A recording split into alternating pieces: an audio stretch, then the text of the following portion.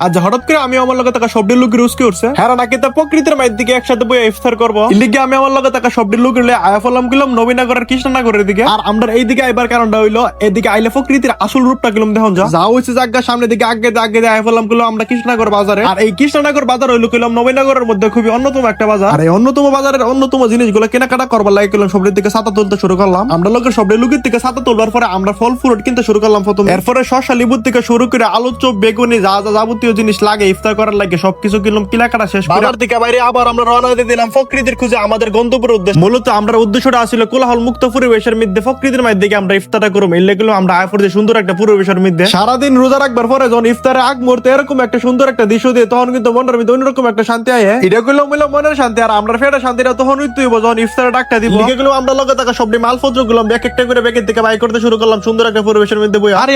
কারণ দেখছি অতবার একটা দাম রাখতে বলে এবার বলা রোজা লাগছে না কি তুমি রোজা লাগছে না কেমনে কি তা আরে বেটা মন নাই আমি হালিছি বলে वाह क्या सीन है